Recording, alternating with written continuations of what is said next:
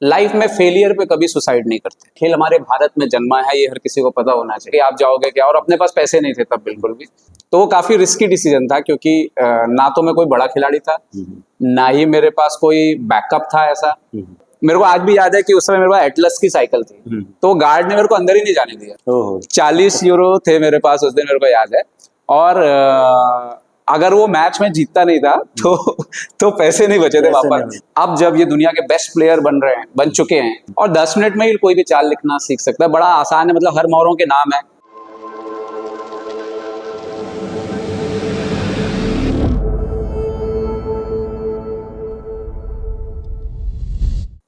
नमस्कार, sports mirror 1 के सभी दर्शकों का बहुत बहुत स्वागत है। हर अंक में हम एक ऐसे व्यक्ति से आपकी मुलाकात कराते हैं जिसने खेल जगत में अपना एक ऑरा बनाया है, एक नाम बनाया है। और आज के इस अंक में भी हम आपकी मुलाकात एक ऐसे खेल के व्यक्ति से करा रहे हैं जो अपने समय का एक इंटरनेशनल प्लेयर रहा है, और साथ ही साथ वर्ल्ड चैंपियनशिप के 5 इवेंट जिन्होंने कवर किए। एक पत्रकार भी हैं जो हिंदी भाषा में लेख लिखते हैं। उनके लेख हैं जो पूरे लगभग जिनकी संख्या 8000 से ज़्यादा हो चुकी है। रेगुलर बेसिस पर वे अपने लेख लिखते हैं, और एक प्लेयर होने के साथ साथ युवा जो बच्चे हैं उन्हें ट्रेन करते हैं, वो भी रेगुलर बेसिस पर चलता है।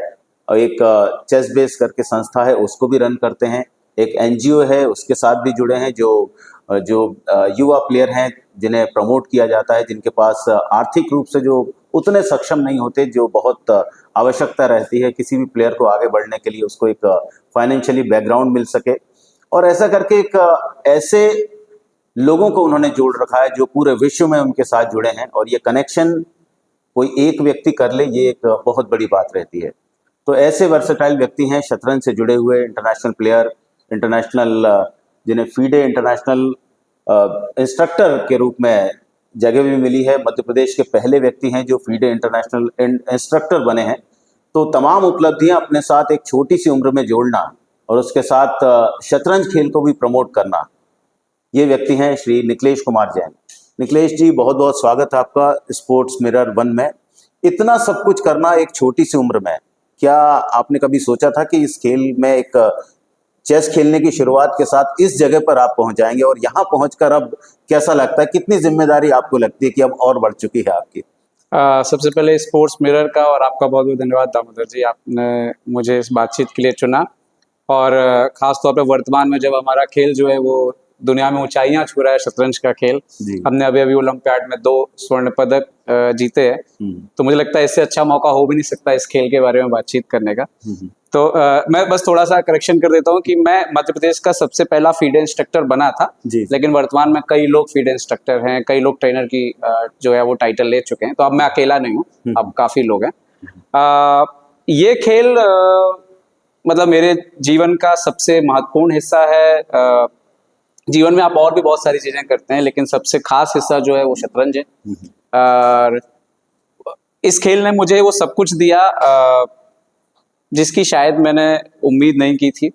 और इस खेल ने मुझे हमेशा जोड़े रखा। इसका सामाजिक जो एक पहलू है कि ये खेल, एक तो एक बड़ी बात कि ये खेल हमारे भारत में जन्मा है, ये हर किसी को पता होना चाहिए। जी। तो दुनिया में अगर हम अंतर्राष्ट्रीय स्तर पे जो खेल खेलते हैं, जो मान्यता प्राप्त हैं, जिसमें 200 देश खेलते हो, तो शतरंज ही एकमात्र खेल है जो भारत में जन्मा।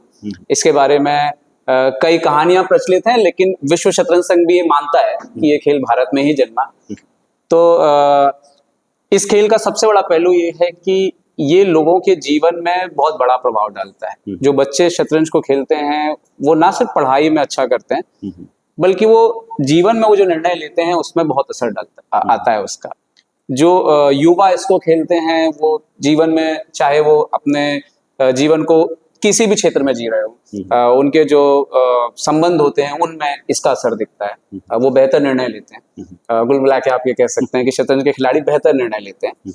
और साथ ही साथ एक और बड़ी बात है कि अगर आप, जो लोग बुजुर्ग इस खेल को खेलते हैं, उनकी याददाश्त को मजबूत रखने में खेल बहुत महत्वपूर्ण भूमिका निभाता है। तो ये सिर्फ एक खेल नहीं है, भारत में जन्मी हुई एक ऐसी चीज है जो आज पूरी दुनिया में तो खेली ही जा रही है, और अब भारत इसमें वापस चमक रहा है पूरी शिद्दत के साथ।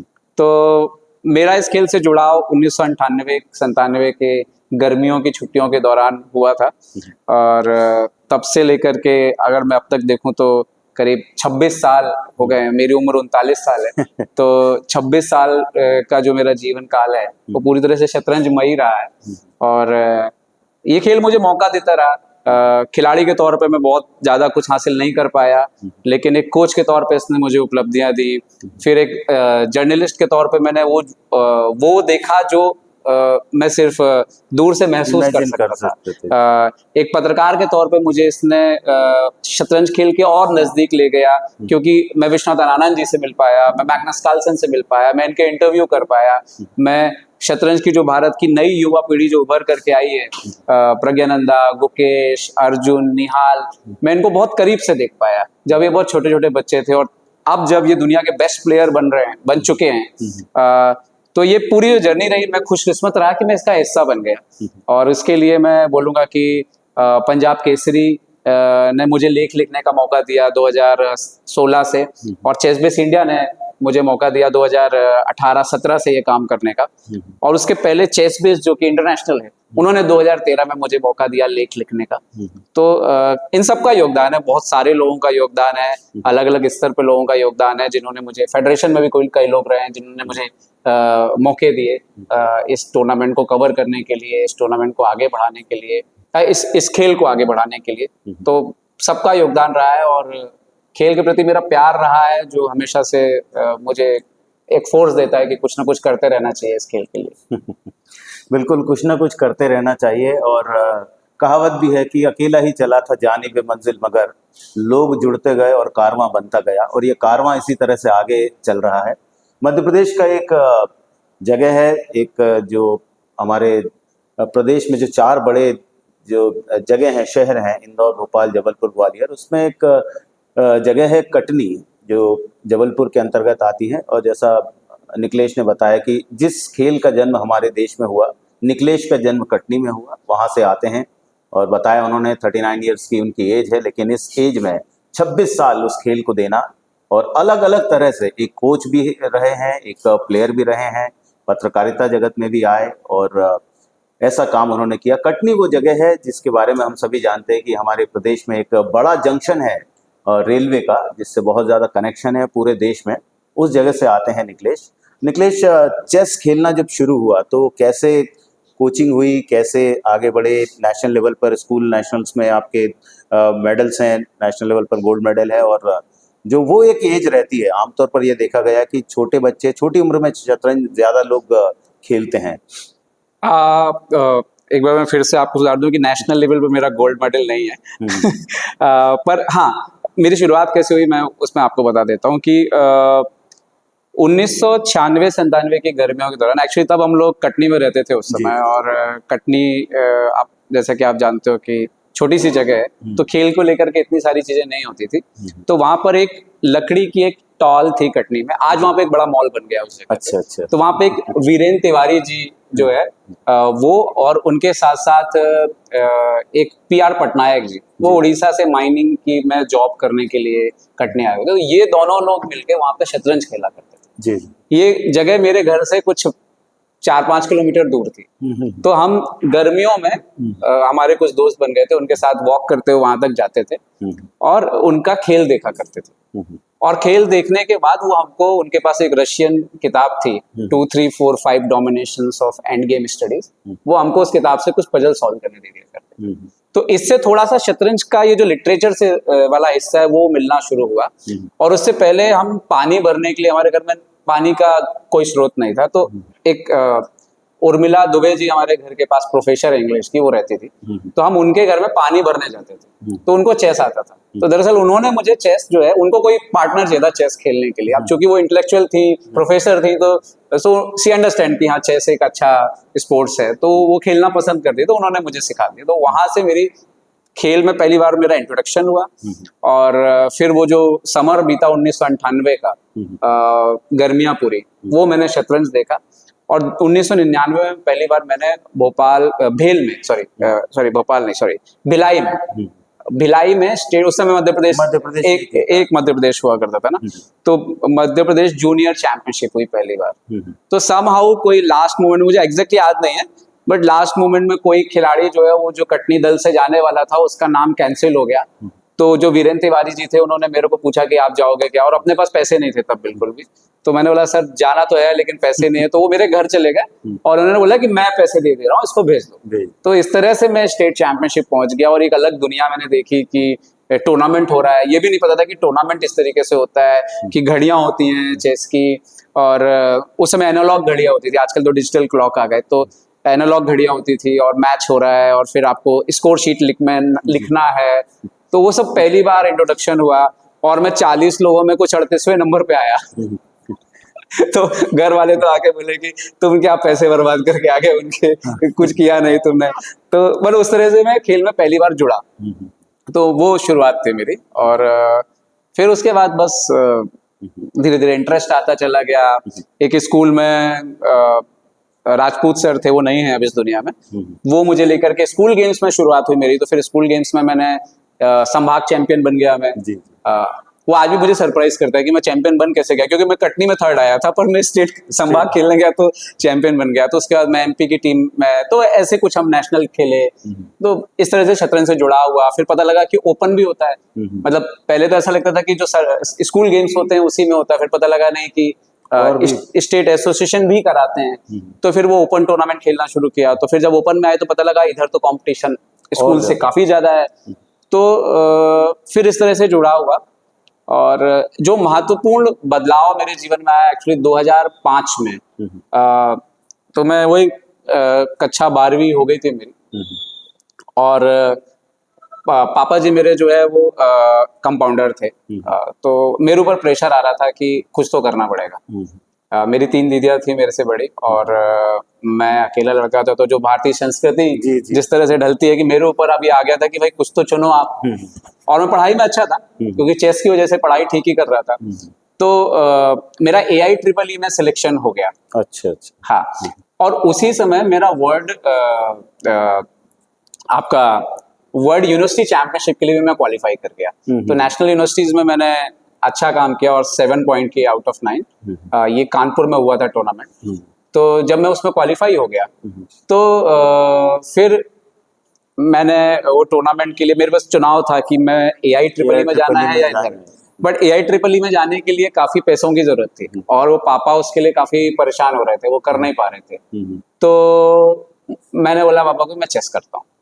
तो वो काफी रिस्की डिसीजन था क्योंकि ना तो मैं कोई बड़ा खिलाड़ी था, ना ही मेरे पास कोई बैकअप था ऐसा। तो बट मैं वर्ल्ड चैंपियनशिप जो है वो खेलने के लिए तैयार हो गया कि मैं यूनिवर्सिटी चैंपियनशिप खेलता हूँ। मुझे पता नहीं, ऐसा था कि कुछ तो हो जाएगा खेल में। तो वर्ल्ड चैंपियनशिप खेलने के लिए RK मार्बल ग्रुप है, आचार्य विद्यासागर जी से मैं जुड़ा था। तो मैं उनके दर्शन करने गया तो वहां पे मुझे RK मार्बल ग्रुप वाले मिल गए और उनको पता लगा कि मुझे खेलने जाना है।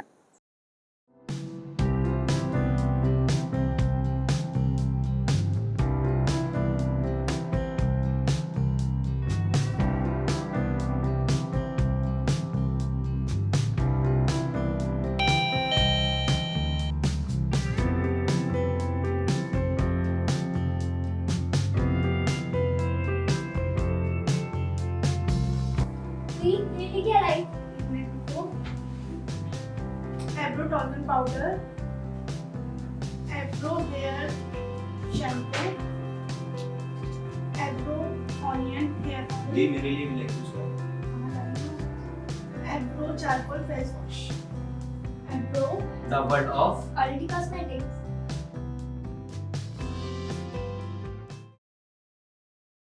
तो वो भी एक बड़ी अनोखी कहानी है कि मेरे पास पासपोर्ट ही नहीं था।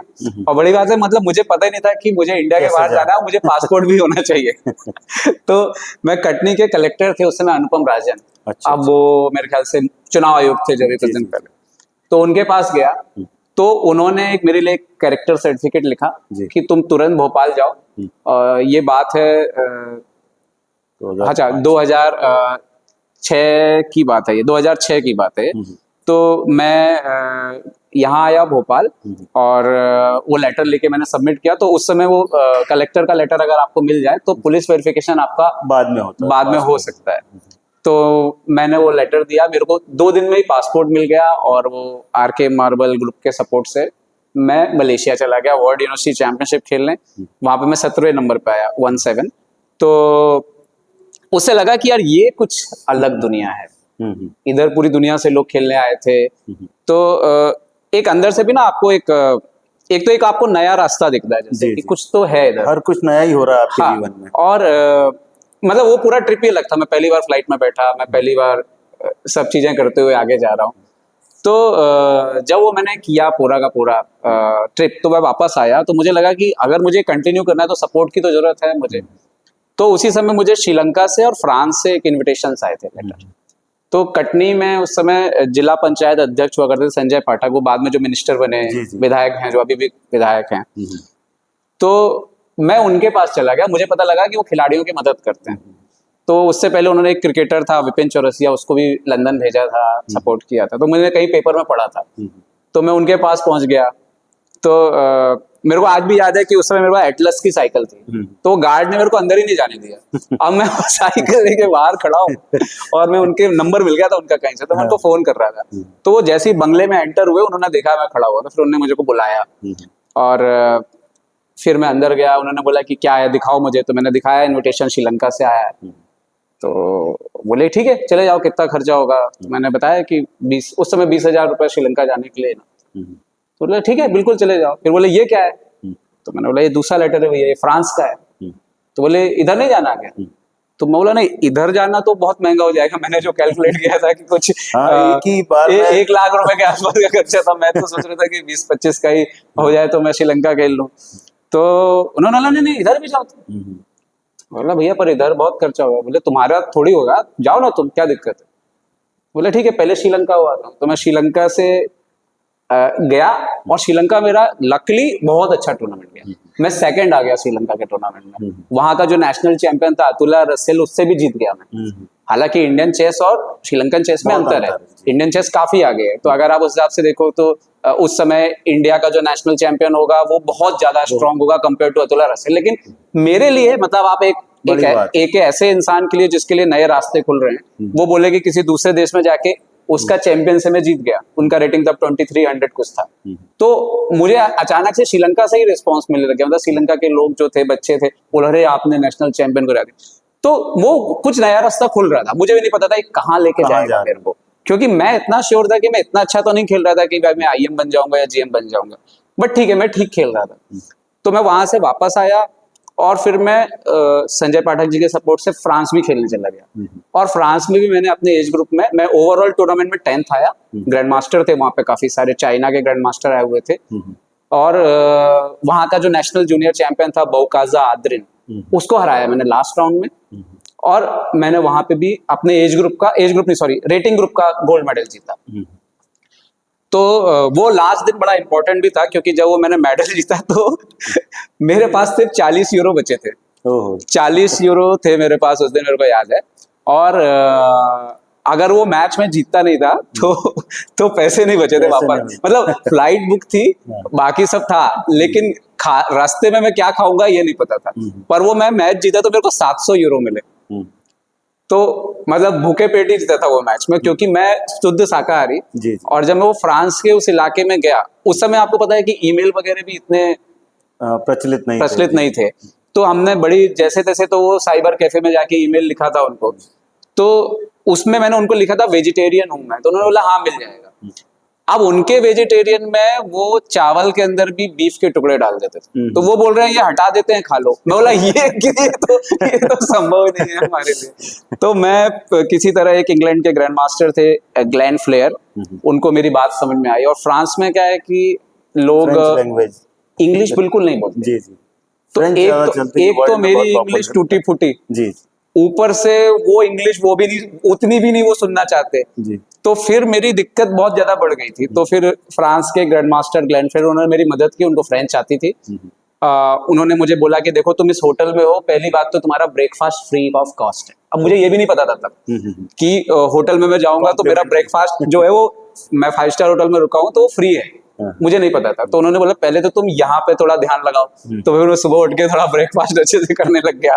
फिर उन्होंने मेरे को वहां पे सुपरमार्केट लेके गए मेरे साथ, बोले यहाँ से तुम जूस वगैरह ले लो। तो मैंने कुछ जूस वगैरह लिए मम्मी ने जो गुड़ के लड्डू वड्डू बना के रखे थे श्रीलंका में, वो उधर काम आ गए। अच्छा। तो समहाउ मैं सरवाइव कर गया और लास्ट में मेरे को 700 यूरो मिल गए। तो वापस आया तो मैंने तुरंत मुंबई एयरपोर्ट से संजय पाठक जी को फोन भी किया कि भैया मैंने जीत गया हूँ और ये पैसे मिले हैं मेरे को। श्रीलंका में 20,000, इधर पे 700 यूरो। तब यूरो इतना महंगा नहीं था, बट मेरे ख्याल 50,000 के आसपास तो ये मिले हैं। तो ये क्या करना है? तो बोले वो क्या करना है, तुम्हारे है, तुम रखो। तो समहाउ मुझे लगा कि हाँ ठीक है, कुछ तो चेस में हो सकता है। बट उसके बाद फिर घर की स्थिति ऐसी हो गई कि मेरे लिए ज्यादा खेलना पॉसिबल नहीं रह गया था। मुझे घर की जिम्मेदारियां उठाना जरूरी था, पापा की तबीयत थोड़ा ठीक नहीं थी। तो फिर मैंने उनके ही स्कूल में जॉब कर लिया, साइना इंटरनेशनल स्कूल। अब यहाँ से मेरी लाइफ का दूसरा हिस्सा शुरू हुआ, क्योंकि एक खिलाड़ी के तौर पे अगर मैं सक्रिय रहता तो मुझे फिर पूरे तरह से सक्रिय रहना होता। साल भर में आपको कम से कम 20-25 टूर्नामेंट खेलना, लगातार खेलना, तभी आप ग्रो करेंगे। आप सोचोगे साल में आप सिर्फ 2-3 मैच खेल रहे हो, 4 मैच खेल रहे हो, तो आप अंतर्राष्ट्रीय खिलाड़ी बन जाओ, तो वो संभव नहीं है। तो उसके बाद से मैंने बच्चों को चेस सिखाना शुरू किया पहली बार, और बीच बीच में मैं टूर्नामेंट जाके खेलता था, और बस उसी तरीके से आगे बढ़ने की मैं कोशिश कर रहा था। तो निखिलेश जैन जो अपनी स्टोरी बता रहे हैं, जीवन की जो सच्चाई है वो कितनी दुष्कर होती है, लेकिन सफल वही होता है जो शिद्दत के साथ लगा रहता है। यदि आप सकारात्मक हैं, सबसे मुख्य बात तो ये है, और जब आप सकारात्मक रहेंगे तो आप पॉजिटिव माइंड के साथ आगे जाएंगे, और ऐसे सफ़र में आपको वो लोग मिलते हैं जो आपकी सहायता करते हैं, सपोर्ट करते हैं। जैसे कई नाम उन्होंने लिए, संजय पाठक जी का नाम लिया, और भी जो लोग हैं जिन्होंने हेल्प की।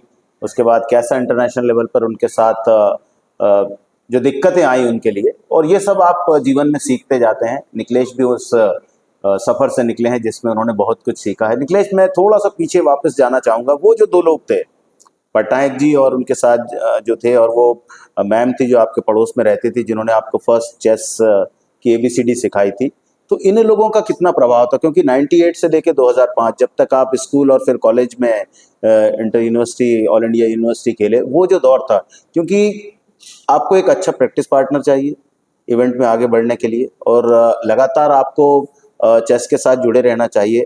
और आप जैसा बता रहे हैं कि वहाँ पर आप 4 किलोमीटर दूर पैदल जाते हैं और वहाँ उनको खेलते हुए देख रहे हैं। अभी सीखने वाली बात तो बाद में बहुत आती है। बात किया। तो वो जो सफ़र था 5-6 साल का, जिसमें आपको चेस ने अपनी तरफ खींचा, आप तो गए वहाँ, लेकिन एक रहता है कि अभी ये बोर्ड लगा है, लेकिन जब तक हम खेलेंगे नहीं उसका कोई मतलब नहीं है। तो वो जो 7 साल थे, जो स्टार्टिंग के 7 साल, जिसके कारण आप अब उस चेस लाइफ को ही जी रहे हैं, बहुत ज्यादा प्रभाव था। सबसे पहली बात तो मतलब मुझे भी नहीं पता कि चीजें किस तरीके से होती हैं, और शायद भगवान जिसको कहते हैं ना, कुछ चीजें तो कहीं ना कहीं आपकी किस्मत से जुड़ाव होता है। आपको खुद नहीं पता होता है कि आप जो कर रहे हो फ्यूचर में आप क्या करोगे और किस उद्देश्य के साथ आप वो काम कर रहे हो। और जब आप पूरे मन से कोई काम करते हो तो कहीं ना कहीं वो आपके काम आता है। ये बात अब समझ में आ रही है, तब उतनी बेहतर तरीके से पता नहीं थी। तब तो आपको एक जुनून आ जाता है किसी जी चीज। तो सबसे पहली बात जो उर्मिला दुबे मैम है, तब वो उर्मिला रावत जी थी, तब उनकी शादी नहीं हुई थी तब। तो उनके साथ कैसा हुआ कि उन्होंने मुझे चेस तो सिखाया। मेरे पहले टूर्नामेंट की एंट्री फीस थी 10 रुपए। जी जी। तब 10 रुपए भी बड़ी बात थी मेरे लिए। 1998 में बहुत बड़ी बात थी 10 रुपए। तो वो टूर्नामेंट की एंट्री फीस उन्होंने ही भरी थी। उन्होंने ही न्यूज़पेपर में देखा था कटिंग की कुछ चेस का टूर्नामेंट है, और उन्होंने कटनी में ही हो रहा था। कटनी में एक छोटे से स्कूल था, एक कनकने स्कूल करके, वहां पे नॉकआउट टूर्नामेंट हो रहा था। उन्होंने मेरी एंट्री फीस भर दी, और तब हमारे मम्मी पापा मतलब किसी तरीके से परिवार चला रहे थे। तो उनके लिए एक जो सबसे बड़ी बात मैंने अपने पेरेंट्स से सीखी, ईमानदारी। तो वो बहुत ही ईमानदारी का जीवन जीते थे। वो कभी नहीं चाहते थे कि मेरी वजह से या हमारे किसी की वजह से किसी पे कोई और पे किसी भी तरह का बर्डन आए या प्रभाव पड़े। तो उनका ये कहना था कि तुम उनके 10 रुपए की वजह से तुम खेलने गए और तुम हार के आ गए, और वो उनके पैसे खराब हो गए। बट वो उस समय इस चीज की वैल्यू नहीं समझ रहे थे कि शायद वो, क्योंकि वो प्रोफेसर थी, जी जी, तो डेफिनेटली वो दूरदर्शी थी, वो बेहतर देख सकती थी। तो उनको दिख रहा होगा कि इस बच्चे की हेल्प कर देते हैं, शायद फ्यूचर में इसके कुछ काम आ जाए। लेकिन मेरे पेरेंट्स उस नजरिए से नहीं देख पा रहे थे दूरदर्शिता के प्रभाव, क्योंकि उनका जो नजरिया, वो जिस बैकग्राउंड से है, वो देखते हैं कि पैसे की कीमत क्या है। यस, वो तो उनका सोच अलग था, इनका सोच अलग था। तो मैं गया और मैं पहले राउंड में हार के आ गया। तो मैं और अब मैं छोटा बच्चा हूँ तो आके रोना चालू हो गया मेरा, घर में भी रो रहा हूँ कि मैं हार गया। तो वो बोल रहे भाई एक तो तू गया उनके पैसे लेके, ऊपर से हार गया, अब ये रोना गाना अलग से कर रहा है तू ये। तो पर ये हो गया कि इस खेल में कुछ तो है। तो उनका बहुत प्रभाव था, उन्होंने सपोर्ट किया मुझे शुरुआती सालों में। सबसे बढ़िया तो खेल सिखाया ही उन्होंने मुझे। और कहीं ना कहीं आपको लगता है ना कि जब आप देख रहे हो कि समाज में एक ऐसे पद पे बैठा हुआ व्यक्ति जो एक प्रोफेसर है, वो एक प्रोफेसर हैं, वो एक अच्छी पढ़ाई के जानकार हैं, हमारे लिए तो तब वो बहुत बड़ी बात है। पर अगर वो इस खेल को सपोर्ट कर रहे हैं तो कहीं ना कहीं ये खेल अच्छा है। तो एक वो चीज अंदर से आ रही थी, और चूंकि वो मुझे सपोर्ट कर रही थी उसकी वजह से घर वाले रोक नहीं पा रहे थे। ये टीचर बोल रहा है तो अब टीचर को कैसे रोकें? तो एक वो उनका बड़ा प्रभाव था। वीरेंद्र तिवारी जी, वो भी इस दुनिया में नहीं है अब। तिवारी जी ने मुझे टूर्नामेंट्स में शुरुआती में काफी मदद करी, टूर्नामेंट खेलने जाने के लिए। मतलब उस समय जब आपने बोला 10 रुपए बड़ी बात थी, उन्होंने 500 रुपए या 600 रुपए मेरे ऊपर खर्च किए, तो मुझे लगता है वो बहुत बड़ी बात थी। तो उनका बहुत प्रभाव रहा। और बहुत ही एक बात मैं आपको बता देता हूँ कि वो जो किताब की मैं बात कर रहा था, रशियन किताब जी, मतलब उनकी मृत्यु के 10 दिन पहले वो मेरे घर आए और वो किताब वो मेरे को दे गए। आज भी वो किताब उस अलमारी में रखी हुई है। मेरे पास उसकी फोटोकॉपी थी, तो बोले निकलेश तुम फोटोकॉपी मेरे को दे दो, ये तुम रख लो। अब मुझे ये नहीं पता कि उनके अंदर ये भावना क्यों आई, बट वो किताब आज भी मेरे पास है, इसी अलमारी में रखी हुई है यहाँ पे। तो उनका भी योगदान था बहुत टूर्नामेंट शुरुआती खेलने, क्योंकि वो जिला शतरंज संघ के अध्यक्ष थे जी। तो उनकी वजह से वो प्रभाव पड़ा। उनसे मैंने टूर्नामेंट करते हुए देखा, तो आज मैं जो टूर्नामेंट कर रहा हूँ उसमें कहीं ना कहीं उनका प्रभाव है। मेरे जो स्कूल के टीचर थे राजपूत सर, वो भी मेरे लिए मेरे घर आए परमिशन मांगने के लिए, किसको जाने दो, उनने मुझे बहुत सपोर्ट किया। उनका बहुत प्रभाव रहा, क्योंकि मैं खेल ही नहीं पाता, अगर ये लोग नहीं होते तो मैं खेल नहीं पाता चेस। पटनायक जी की वजह से मैंने मेरी, आप बोलते हैं ट्रेनिंग पार्टनर, तो मैं उनके घर साइकिल से जाता था, वो शाम को अपने माइंड से आते थे जी, और हम बहुत सारे ब्लिट्ज मैच खेलते थे। और जीवटता अगर आप किसी चीज को बोलते हैं ना, हार नहीं मानना किसी से मैंने सीखा, वो पटनायक जी। पटनायक जी का खेल ऐसा, मतलब कि अगर पटनायक जी आपसे एक पीस भी डाउन हो गए तो शतरंज में कई लोग हार मान लेते हैं, आपका एक मोहरा मर गया। पटनायक जी ने मेरे को पता नहीं कितने मैच हराए होंगे जहां पे वो हार रहे होंगे। तो उनके साथ मेरे को खेलते खेलते ये हो गया कि ये तो हार ही नहीं मानता ये आदमी। मतलब शुरू में तो वो मुझे 10 में से 10 हराते थे, फिर मैं 5-5 होने लग गया। वो प्रैक्टिस नहीं कर रहा है, मैं युवा हूँ, प्रैक्टिस कर रहा हूँ, मैं बेहतर होता जा रहा हूँ। फिर एक समय आया कि मैं जब ज्यादा जीतने लग गया। लेकिन पटनायक जी कभी हार नहीं मानते थे। पटनायक जी ने मुझे सिखा दिया जीवन में कि कुछ भी हो जाए आपको हार नहीं मानना। मतलब उनके पास 3 मोहरे भी बचे तो भी पटनायक जी कई बार मेरी मेट कर देते थे। तो मतलब ये है कि हार की तरफ सोचना ही नहीं है, तो आप हारेंगे नहीं। हाँ, कोई फर्क नहीं पड़ रहा उनको कितने मोहरे मर गए, वो तो अपने आखिरी दम तक ताकत लगाएंगे। तो उनने मुझे वो चीज जो मेरे अंदर सिखाई, वो मुझे लगता है कि ना सिर्फ शतरंज में बल्कि मेरे को दूसरे एरिया में भी उसने बहुत असर किया। कि हार मतलब ये तो उनके दिमाग में कुछ आ ही नहीं रहा, कोई फर्क नहीं पड़ रहा। और वो उनने बहुत प्रैक्टिस कराई मेरी। मुझे लगता है 2-3 साल में रोज शाम को उनके घर जाता था साइकिल से, और रात को 8 बजे से 10 बजे तक हमारा मैच चल रहा है, और फिर मैं 9:30 बजे, मेरे को आधा घंटा लगता था घर वापस आने में। तो उन्होंने मुझे बहुत मदद करी है उस दौरान। और भी कुछ लोग थे कटनी में, हैं गोपाल अंकल हैं एक, में उनको गोपाल शर्मा जी, उन्होंने मेरी मदद की। पंचम जैन है एक बैडमिंटन एकेडमी के, ये गोपाल जी जो है यूथ हॉस्टल एसोसिएशन के थे। इन लोगों ने मेरी बहुत मदद की। कई बार मुझे ऐसे मदद की है, मुझे टूर्नामेंट में जा रहा हूँ, 1000 रुपए कम पड़ रहे हैं उनने दिए हैं, 2000 रुपए कम पड़ रहे हैं उनने दिए हैं। तो इन लोगों ने बहुत, ऐसे बहुत सारे लोग हैं, मतलब मैं शायद में किसी का नाम अभी याद नहीं आ रहा होगा, मेरी बहुत सारे लोगों ने मदद की है। मैं ऐसे अकेले नहीं बढ़ गया। और कहीं ना कहीं उनको ये दिखा कि मैं कुछ गलत तो नहीं कर रहा हूँ, मैं कुछ प्रयास कर रहा हूँ, और उन्होंने उसमें मेरा सहयोग किया। तो मैं उन सबका बहुत आभारी हूँ। हो सकता है मैं किसी का नाम भी नहीं ले पा रहा हूँ, मैं आपको सडनली अभी ऐसा याद नहीं आ रहा, पर बहुत सारे लोगों ने मदद करी है मेरी।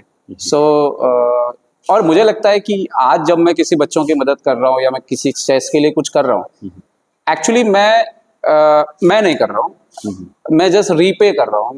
मैं वो लौटाने की कोशिश कर रहा हूँ जो मुझे दिया गया। तो और मुझे लगता है हर किसी को यही करना चाहिए। तो और खेल ने मुझे बहुत कुछ दिया, लोगों ने मुझे बहुत कुछ दिया, और मैं उसको उसी तरीके से वापस करने की कोशिश कर रहा हूँ।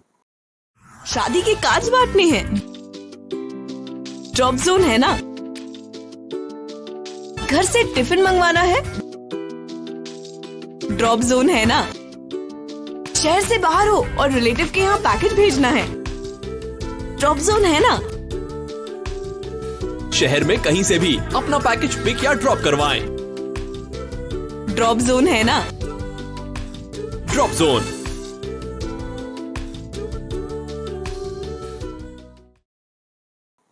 तो जो जीवन में मिला, जो लोगों ने सहायता की, जो सपोर्ट किया, आज निखिलेश वही लौटाने का प्रयास कर रहे हैं जैसा उन्होंने बताया। और ये जीवन ही ऐसा है कि आपको हमेशा सकारात्मक सोच के साथ आगे बढ़ना चाहिए। और जैसे उन्होंने कहा कि पटनायक जी से उन्होंने बहुत कुछ सीखा कि जीवन में कभी हार ना माने, वो चेस में हार ना माने, और वो अपनी लाइफ में भी वही काम कर रहे हैं कि कभी हारते नहीं हैं। और यही वजह है कि जो 26 साल का उनका जो करियर अभी तक का रहा है इस शतरंज में, वो उनके जीवन पर बहुत अच्छा प्रभाव भी डाल रहा है। और आज लोगों के साथ कनेक्शन है, पूरे वर्ल्ड में उनके कनेक्शन लोगों के साथ बने हुए। निखिलेश, एक और छोटी सी बात जो पीछे जाना चाहूँगा, ये जो चाल जो नोट करते हैं, क्योंकि सिखाना मैम ने शुरू किया, उर्मिला जी ने, फिर पटनायक जी के साथ आप खेल रहे हैं, रात के 10-10 बजे तक चल रहा है, शर्मा जी के साथ खेल रहे हैं, लेकिन वो जो नोट करने वाली चाल है, क्योंकि ये इम्पोर्टेंट है, ये बेसिक्स है जो अब आप बच्चों को सिखा रहे हैं। हाँ। यदि आपको वो बेसिक्स शुरू में मिल जाते, जब फर्स्ट डे से आप गए थे शतरंज खेलने, यदि वो बेसिक मिल जाते हैं तो कितना अंतर पड़ता है। और वो चाल नोट करने की शुरुआत कैसे हुई? क्योंकि खेलना अलग है, चाल नोट करना अलग है। तो चाल नोट करना तो एक्चुअली वो जब मैं 1999 में भिलाई में टूर्नामेंट खेलने गया जी। तो वो लिखना कंपलसरी ही था। जी जी। तो उसके पहले ही जो हमारे साथ लोग थे, नीलेश अग्रवाल मेरा दोस्त गया हुआ था, उसके पिताजी पीडी अग्रवाल वो मेरे साथ गए हुए थे, इन्हीं लोगों ने मुझे सिखा दिया। तो 1999 में चाल लिखना तो शुरू हो गया था। वो तो मतलब आपको कंपलसरी ही है, आप उसके बिना खेल नहीं सकते। जी जी। तो उसी एक समय बड़े लेवल पर जब पहुंचेंगे स्टैंडर्ड पे, आपको वो करना आना चाहिए। लेकिन जो हम देखते हैं आमतौर पर, शतरंज हुआ, कैरम हुआ, ये जो खेल हैं हमारे घरों में खेले जाते हैं, उसमें जो बच्चे हैं वो लोग खेलते हैं, चाल आमतौर पर नोट नहीं करते। हम भी खेलते हैं, तो आज हम खेल रहे हैं, लेकिन चाल नोट करना वो भी एक बेसिक है जो आज आप बच्चों को सिखा रहे हैं। Yes. वो बहुत इम्पोर्टेंट। चाल लिखना जो है, आप समझिए अभी भी कोई हमारे यहाँ आता है यहाँ पे, तो पहला काम हम वही करते हैं, और 10 मिनट में ही कोई भी चाल लिखना सीख सकता है। बड़ा आसान है, मतलब हर मोहरों के नाम है। ये के किंग के लिए यूज किया, क्यू क्वीन के लिए, बिशप के लिए, बी नाइट के लिए, हाथी के लिए आर रुक होता है, तो आर पॉन के लिए कुछ लिखते नहीं हम। और हर खाने का एक नाम है, A1 A2 A3 A4 ऐसे करके। तो जैसे मैंने कोई चाल चली तो ये हो गया E4। अभी मैंने घोड़ा यहाँ पे निकाला तो ये हो गया नाइट C6, तो घोड़ा C6 के खाने पे आया। ये घोड़ा F3 के खाने पे आया, ये घोड़ा F6 के खाने पे आया। तो इसी तरीके से चाल लेके जाती है कि ऊंट जो है वो यहाँ पर F5 के खाने पे आया। तो ये जो है ये शुरुआती स्थिति है, लेकिन शतरंज की सारी गणना सब कुछ इसी से चलता है। तो ये और ये भी आप समझिए कि जो दर्शक होते हैं, जो देखने वाले हैं, वो कैसे जुड़ सकते हैं खेल से। जब वो इसको समझेंगे तभी तो खेल से जुड़ सकते हैं। जी। तो जो धीरे धीरे आजकल टीवी में या यूट्यूब जो हमारे उसमें आ रहा है, तो जब लोग समझ रहे हैं तो बेहतर खेल को भी सीख रहे हैं। तो नोटेशन बहुत इंपॉर्टेंट चीज है, और ये बड़ी आसानी से सिखाई जा सकती है। और मुझे लग रहा है कि धीरे धीरे लोग चेस के जानकार बन रहे हैं, थोड़ा थोड़ा समझ में आने लग गया है। जिस खेल को 200 से ज्यादा देश खेलते हो, उसे किसी परिचय की आवश्यकता नहीं है। और हमें बड़ा गर्व होता है जब हमारे देश की उत्पत्ति है इस खेल की। और आज हम बहुत जल्दी उम्मीद भी करेंगे कि ओलंपिक में ये खेल शामिल हो, क्योंकि जब वर्ल्ड चैंपियनशिप होती है उसमें 200 से ज़्यादा देश जब एक जगह पर खेल सकते हैं, क्योंकि उसमें मेन भी हैं, वुमेन भी हैं, सपोर्टिंग स्टाफ भी है, तो एक बहुत बड़ा इवेंट वो बन जाता है। तो निखिलेश, ये सब तो बात हुई जब आप खेलों के साथ जुड़े, फिर आप परिवार को जो हेल्प करना चाहते थे उस कारण आपने खेल को एक तरफ रखा, और वो जिम्मेदारी जो बहुत उस समय पर बहुत इम्पोर्टेंट थी। अभी आपको कभी लगता होगा कि काश मैं ऐसा कर लेता और खेल को कंटिन्यू करता। तो लेकिन हमारे जो भारतीय परिवार में यह है कि यदि आप कुछ कर रहे हैं, परिवार को आपको बहुत ज़्यादा देखना पड़ता है। वो जो 7-7 8-8 घंटे आपने प्रैक्टिस करी शुरुआत में, वो किस तरह का सपोर्ट रहा फैमिली का? क्योंकि फैमिली सपोर्ट के बगैर हम जानते हैं कि कोई आप आगे नहीं बढ़ सकते हैं। एक्चुअली पापा की तरफ से कैसा था कि पापा सुबह से शाम तक बाहर रहते थे, और वो सुबह साइकिल से चले जाते थे 15-20 किलोमीटर दूर एक गांव में, वहाँ रहते थे थोड़ी देर, फिर वापस आते थे, फिर डिस्पेंसरी में रहते थे। तो उनकी तरफ से मुझे एक क्लियर मैसेज दे दिया गया था कि आप करो जो करना है, पढ़ाई में नंबर नहीं कम होने चाहिए। तो और एक अच्छी बात थी कि मेरे अंदर कोई दूसरी आदत भी नहीं थी, कोई भी किसी तरह की ऐसी आदत नहीं थी जिससे परिवार वाले चिंतित हो। तो इसीलिए मुझे सपोर्ट मिला कि मैं पढ़ाई में कभी पीछे नहीं गया। अब इसमें मैं दर्शकों को मैं बता दूं कि शतरंज एक ऐसा खेल है जो आज के दौर पे एकेडमिक तौर पे बहुत अच्छा खेल माना जाता है बच्चों के लिए। जो भी बच्चे शतरंज खेलते हैं वो पढ़ाई में बहुत अच्छा करते हैं। इस पर रिसर्च की है, मैं भी उस रिसर्च का हिस्सा रहा हूँ और मैंने वो बदलते हुए देखा है। तो जब मैं साइना इंटरनेशनल स्कूल में था तो कुछ ऐसे बच्चे जो शुरुआत में मेरे पास आए जो बड़ी मुश्किल से पास हो रहे थे। वो 6वीं क्लास में थे, 5वीं क्लास में थे, वो बड़ी मुश्किल से पास हो रहे थे, हॉस्टल में रहते थे। वही बच्चे चेस खेलते खेलते मेरे साथ 7-8, जब बाद में 10वीं पास हुए या 12वीं पास हुए तो स्कूल की मेरिट लिस्ट में वो बच्चे थे। वाह।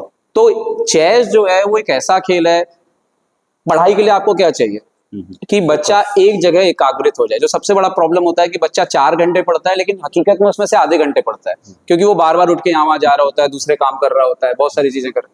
चेस खेलने वाला एक जगह बैठ के फोकस करना सीख जाता है। तो पहला अंतर पढ़ाई में कैसा आता है कि वो बच्चा आधा घंटे पढ़ेगा लेकिन पढ़ेगा, पूरा पढ़ेगा। दूसरा क्या आता है, मेमोरी बहुत इंप्रूव हो जाती है। अब उसको बार बार नहीं पढ़ना पड़ेगा, एक बार पढ़ लिया। ऐसा नहीं है कि बच्चा एग्जाम तक लास्ट तक पढ़ रहा है, नहीं। चेस वाला बच्चा पहले ही छोड़ देगा 2-3 घंटे पहले कि अभी जरूरत नहीं है, हो गया, उसको वो आ जाता है। चेस वाले बच्चे को जो हमने पंजाब केसरी के साथ मिलकर एक मुहिम चलाई थी, पंजाब में जालंधर में उन्होंने एक लगातार टूर्नामेंट किए, पंजाब केसरी टूर्नामेंट। बहुत हर टूर्नामेंट में एंट्री फीस सब कुछ फ्री, बच्चों को खाना फ्री। क्यों?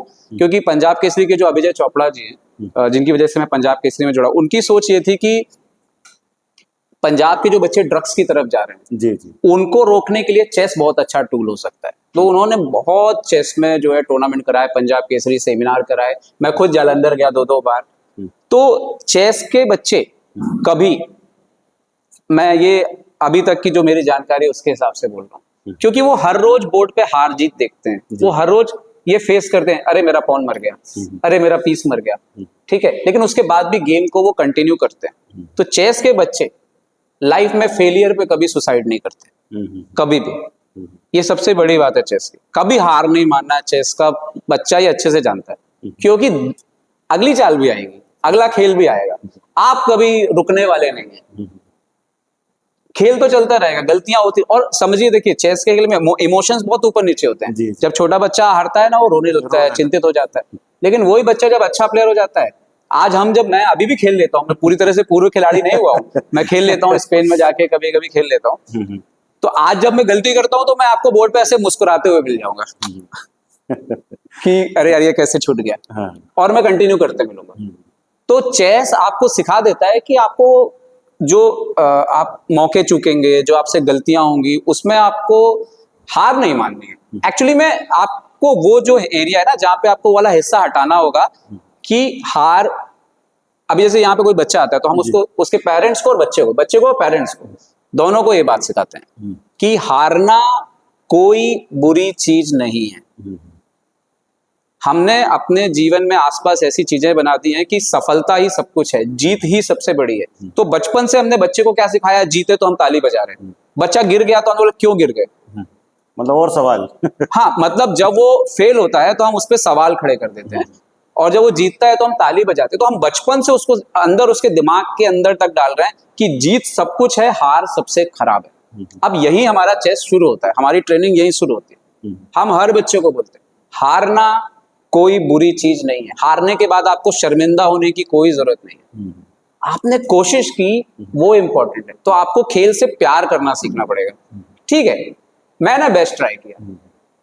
अब कैसा होता है कि चेस के गेम में बच्चा ये सीख जाता है कि अगर वो हार भी रहा है तो भी उसके पास काउंटर अटैक का मौका होता है। जीवन में हमेशा आपके पास काउंटर अटैक का मौका होता है। आपको जवाबी हमला करना होगा जीवन में, जब भी मुश्किल आए आप जवाबी हमला कीजिए, और आपको बहुत बार सफलता, जवाबी हमला जो है आपको वापस ट्रैक पे खड़ा कर देगा।